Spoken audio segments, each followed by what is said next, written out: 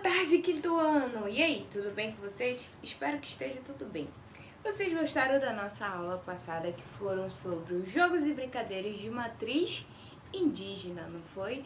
Vocês aprenderam um pouquinho, né, sobre a história dos indígenas, né, aqui no Brasil. E nós aprendemos alguns, né, vocês souberam, algumas brincadeiras e jogos que eles deixaram pra gente e que até hoje a gente brinca e joga, né?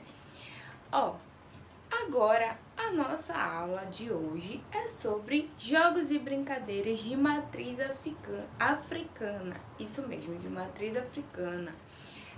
Nós vamos aprender um pouquinho, né, da história, né, dos africanos aqui no Brasil, tá? E também vamos aprender sobre os jogos e brincadeiras que eles criaram e deixaram como herança, tá? Aqui no Brasil. Mas antes, né, da gente continuar a nossa aula de hoje sobre os jogos e brincadeiras de matriz africana, nós vamos o quê? Alongar. Então, coloca a roupa de educação física, tá? E o tênis e vamos lá alongar. Então, vamos lá para o nosso alongamento do dia. Alonga lá em cima e conta comigo. 1, 2, 3, 4, 5, 6, 7, 8, 9, 10. Abre os braços e 1, 2, 3, 4, 5, 6, 7, 8, 9, 10. Abriu e 1, 2, 3, 4, 5, 6, 7, 8, 9, 10. Segurou a perna. 1, 2, 3, 4, 5, 6, 7, 8, 9, 10. E 1, 2, 3, 4, 5, 6, 7, 8, 9, 10. Na frente, gira. 1, 2, 3, 4, 5, 6, 7, 8, 9, 10. Trocou. 1, 2, 3, 4, 5, 6, 7, 8, 9, 10. Abriu e pegou lá. E 1, 2, 3, 4, 5, 6, 7, 8, 9, 10. Voltou. Olha, a gente vai precisar de duas lajotas aí da casa de vocês pra gente fazer o nosso aquecimento. E vai pular, ó. 1, 2, 3, 4, 5, 6, 7, 8, 9, 10, tá? Ó, agora vira de frente e salta de frente. 1, 2, 3, 4, 5, 6, 7, 8, 9, 10, tá? Agora nós vamos abrir, ó, e fechar. 1, 2, 3, 4, 5, 6, 7, 8, 9, 10. Agora eu quero 4 lajotas. As da frente e as de trás. Vocês vão saltar. E 1, 2, 3, 4, 5, 6, 7, 8, 9, 10. Aí. Bem, quinto ano, como eu falei pra vocês, hoje a nossa aula é sobre os jogos e brincadeiras de matriz, né, africana. Os africanos foram aprisionados, tá, e foram trazidos para o Brasil contra a sua vontade, tá? E aqui eles trabalhavam como escravos, tá?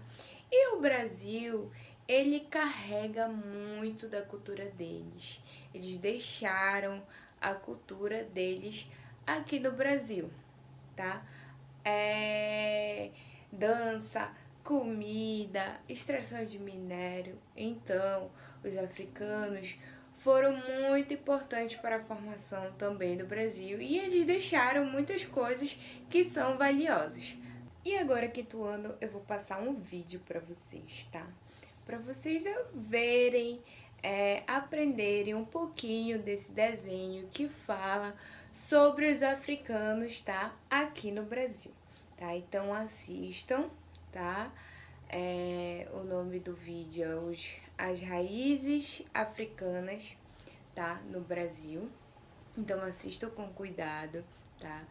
Que vai explicar direitinho tudo que os africanos, né, fizeram e passaram aqui no Brasil.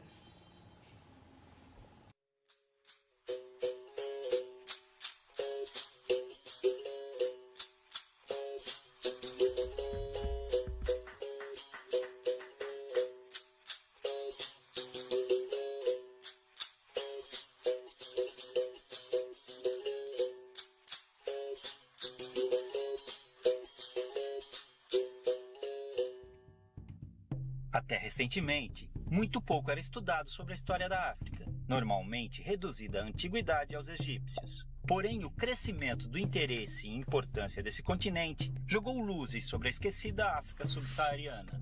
Cercados por florestas, savanas, montanhas, o mar e o deserto, e convivendo com uma rica fauna, esses africanos viviam em pequenos reinos, muito parecidos com as cidades-estado da antiguidade. Dominavam técnicas de agricultura, metalurgia e mineração. Cultuavam diversos deuses e a natureza, acreditando num deus maior e criador, que variava de nome entre as tribos.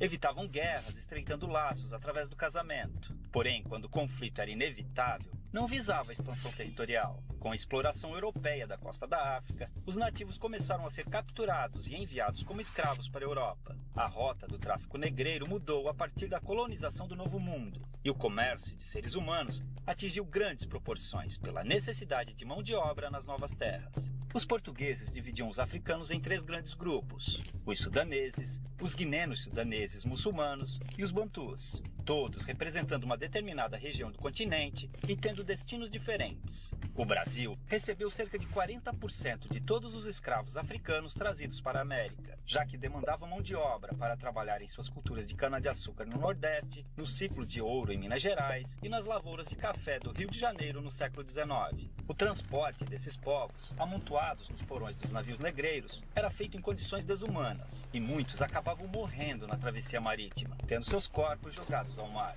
Já desembarcados, os escravos eram vendidos e conduzidos aos seus destinos nas fazendas, onde eram obrigados a trabalhar de sol a sol, com roupas e alimentação de péssima qualidade. Dormiam em habitações escuras e úmidas, as senzalas, e muitas vezes eram acorrentados para evitar fugas. Os castigos físicos eram comuns, e o mais usado era o açoite. Com o comércio constante de escravos, não havia preocupação em manter seu bem-estar, já que podiam ser facilmente substituídos por novos africanos, fazendo sua expectativa de vida no Brasil ser muito baixa. Eram proibidos de praticar sua religião e obrigados a adotar o catolicismo e a língua portuguesa.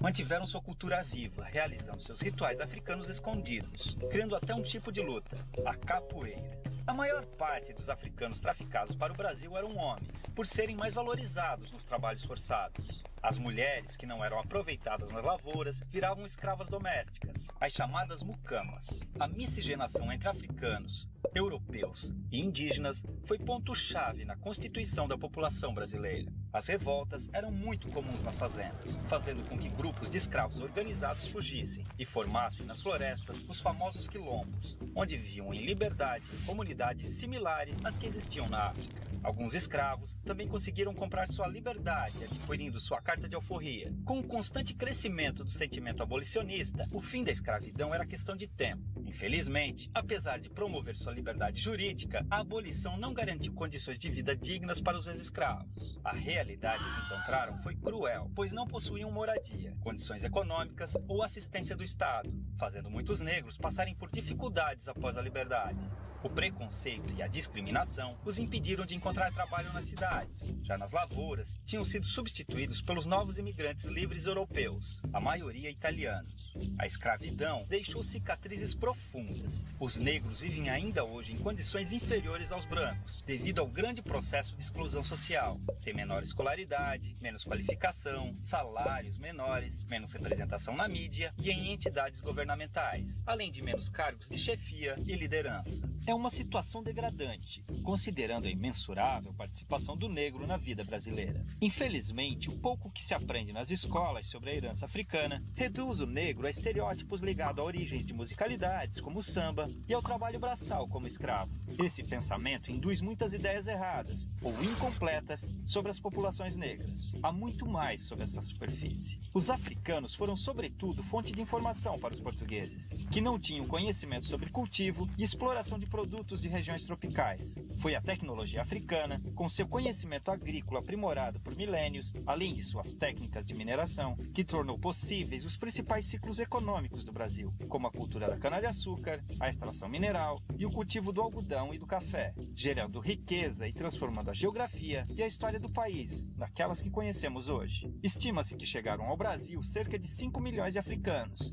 entre os anos de 1500 e 1850, de um total de 6 milhões que deixaram forçados a África com destino ao país. É uma vergonha que ainda hoje seus descendentes passem por diversos tipos de privações e violências, em um país cuja colonização africana foi muito maior que a europeia. Felizmente, graças à luta do movimento negro, diversas injustiças históricas estão sendo corrigidas, vislumbrando um futuro de esperança, inclusão e igualdade para um povo que sangra, mas resiste.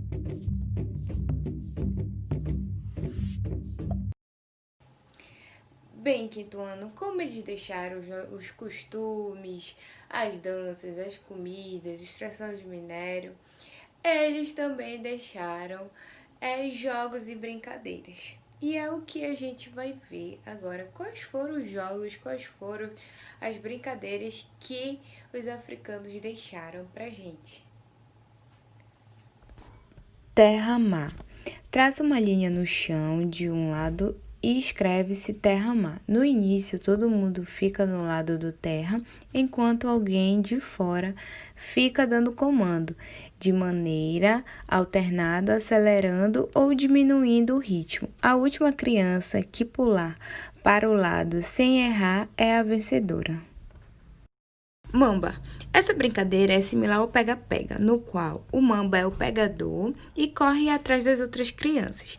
Assim que ele conseguir pegar todo mundo, fica em uma espécie de trenzinho, tá? O jogo termina quando o mamba pegar todos e formarem um só. Mancala. Assim como todo jogo antigo tem suas variações, a ideia é que se jogue entre 2 jogadores. Como é o jogo que representa a semeadura, façam buracos no chão, 2 maiores, que são chamados de oásis, e 2 buracos menores, tá? É necessário ter uma quantidade de semente iguais para os 2 jogadores e que façam a divisão igualmente entre os buracos menores. O jogo se desenrola através da distribuição das sementes em todos os buracos, tá? Bem, quinto ano, agora peguem um caderno de vocês e a caneta e escrevam as questões e depois respondem, tá? Primeira questão. Segundo o vídeo, tá, sobre raízes do Brasil africana, os portugueses dividiam os africanos em 3 grupos. Qual eram eles? Segunda questão. Ainda sobre o vídeo, os escravos eram proibidos de praticar sua religião. Como eles faziam para manter a sua cultura? Terceira questão. No vídeo fala sobre em que homens e mulheres trabalhavam em funções diferentes. Quais eram elas? Quais eram essas funções? Na aula, vocês conheceram 3 brincadeiras africanas. Agora, pesquise mais 2 e escreva o nome embaixo e como elas acontecem. Então é isso, quinto ano. Essa é a nossa atividade. Escreva no caderno e mandem foto, tá?